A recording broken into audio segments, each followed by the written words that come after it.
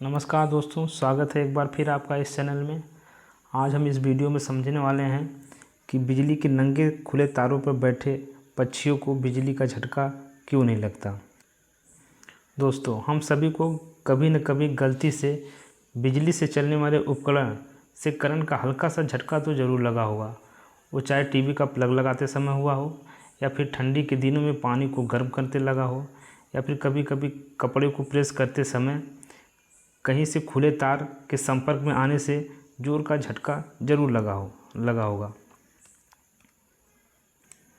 तो फिर ज़रा सोचिए, बिजली के नंगे खुले तार पर जब पक्षी बैठता है तो उसे शॉक या करंट क्यों नहीं लगता। आज के हम इस वीडियो में इसी टॉपिक पर समझने वाले हैं।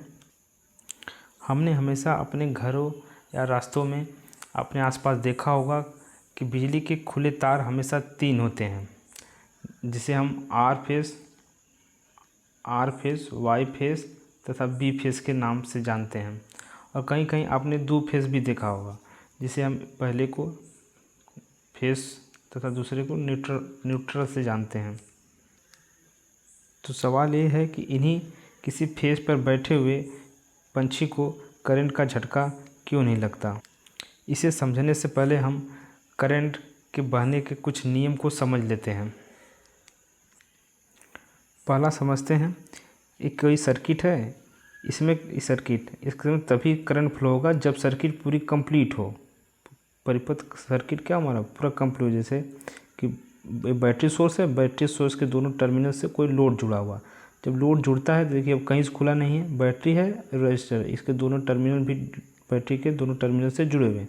अब इसमें क्या बहेगी, करंट बहेगी। तो ये परिपथ क्या है, पूरा है, परिपथ पूर्ण है। अब इस सर्किट में करंट बहेगी इस रास्ते से, और हमारा लोड क्या कार्य करता रहेगा। तो इस सर्किट हमेशा क्लोज सर्किट कहलाती है, और करंट इस क्लोज सर्किट में ही फ्लो। करंट के एक और नियम को समझते हैं। करंट हमेशा शॉर्ट रास्ता, छोटा सा रास्ता ढूंढता है, जिससे उसे फ्लो होने में बहुत आसानी हो। जैसे कोई सर्किट बनी हुई है, इसके हमने 2 लोड कनेक्ट किया, एक 10 ओम का लोड है, एक 8 ओम का लोड है। जब यह परिपथ पूरा होगा, तो हमने पहले में बताया था कि परिपथ जब पूरा होता है उसमें करंट बहेगी। तो परिपथ पूरा है लेकिन 2 लोड जुड़ा हुआ है, तो करंट यहाँ से पॉजिटिव टर्मिनल से निकलेगी, यहाँ से चलेगी, आगे बढ़ेगी। तो यहाँ पे इसको 2 रास्ते मिलेंगे।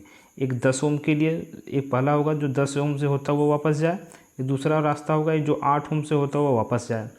तो करंट जब यहाँ से जाएगी तो करंट हमने बताया कि हमेशा छोटा रास्ता ढूंढती है। तो छोटा रास्ता तो इसके लिए तो यही है, लेकिन इसके रास्ते में रुकावट बहुत ज़्यादा है। 10 ओम इसको रजिस्ट करेगा, और इस रास्ते में थोड़ा सा बड़ा भी है लेकिन हम 8 ओम का, तो ये कम रजिस्ट करेगा। तो करंट आगे बढ़ जाएगी और ज़्यादा करंट 8 ओम से होते हुए वापस इस टर्मिनल पर आएगी। तो 8 ओम पर का जो लोड होगा वह ज़्यादा काम करेगा। इसे समझने के लिए हम एक उदाहरण से समझते हैं। जैसे पहाड़ों पर जब पानी को नीचे उतरता है तो पानी एक आसान सा रास्ता ढूंढता है, जिसके रास्ते में कंक्रीट, पत्थर, पेड़, ये सब चीज़ें कम हो, तो पानी बहने के लिए उसी रास्ते को पकड़ के नीचे आता है। ठीक हमारा उसी तरह करंट भी होता है, यह अब सर्किट में बहने के लिए उसी रास्ते को फॉलो करेगा जिसमें रुकावट। अब इलेक्ट्रिकल सर्किट में जो रुकावट होती है उसे रेजिस्टेंस कहते हैं। तो जिसमें रेजिस्टेंस कम होगा उसी को हमारा करंट उसी रास्ते को फॉलो करेगा, ताकि आसानी से वह बह सके। आपको तो करंट के बहने के नियम समझ में आए होंगे। तो इस पिक्चर में देखते हैं कि 2 पंछी है जो तारों पे बैठे हुए हैं, पहले तार पे बैठे हुए हैं ऊपर वाले। अब देखिए, हम पहले नियम बताए थे कि करंट हमेशा बहने के लिए करंट का परिपथ पूर्ण होना चाहिए। अब यहाँ से किसी करंट कहीं से आ रही है, लेकिन इसी वायर पे तो पक्षी बैठे हैं, यहीं पर इसी वायर पे पंछी बैठे हैं। लेकिन अब जब करंट यहाँ से जाएगी तो पंछी से कोई हमारा सर्किट पूरा नहीं होगा। अगर पंछी सीधे होते हुए वापस चली जाएगी, तो पंछी हमारा एक तार की तरफ पे बैठे हैं, उनसे कोई मतलब नहीं कि उनका पक्षी का रेजिस्टेंस ज़्यादा है, और करंट हमारा सीधा इसी से आगे निकल जाएगी। और इनका कोई परिपथ पूर्ण तब होता है जब पक्षी इस हो, करंट हमारा मुड़ के वापस यहीं से चला जाए, आगे ना जाके यहीं से मुड़ के चला जाए, तो हमारा परिपथ पूर्ण होगा। लेकिन इसमें परिपथ पंछी द्वारा कोई पूरा नहीं किया जा रहा है।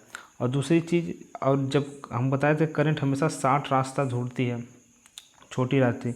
और इसमें देखिए पंछी का जो है रेजिस्टेंस लगभग किलो ओम या मेगा ओम में होता है। और जो वायर हमारा कंडक्टर वायर हमारा क्या है, कंडक्टर है, तो जिसका रेजिस्टेंस लगभग 1 ओम से भी कम होता है। तो इन दोनों जब सर्किट में अब जब करंट जाएगी तो 1 ओम का रेजिस्टेंस कम है और आप पंछी का मेगा ओम किलो ओम है, तो ये ज़्यादा है, तो करंट हमें हमेशा क्या कम रास्ते जिसमें रुकावट कम हो उसी रास्ते से जाना चाहेगी। तो करंट पक्षी भले का इस तार पे बैठे हैं, लेकिन करंट हमेशा इन्हीं तार से होकर गुजर जाएगी, क्योंकि इनका रेजिस्टेंस ज़्यादा, पक्षी उस पर उनको वहाँ से करंट नहीं गुजरेगी और उन्हें किसी तरह का शॉक भी नहीं लगता। इस तरह प्रतिरोध अधिक होने के कारण करंट हमारा पक्षी में न जाकर उसी तार से होता हुआ आगे निकल जाता है। अब समझते हैं कि पक्षी को करंट कब लगता है। आपने कभी ध्यान से देखा होगा तो पंछी अधिकतर वहीं पर गिरे मिलते हैं जहाँ पर इलेक्ट्रिक पोल होता है। ऐसा क्यों होता है? ऐसा इसलिए होता है कि देखिए जो पक्षी है ये तार पे तो बैठी है, लेकिन ये पोल के नज़दीक बैठी हुई है।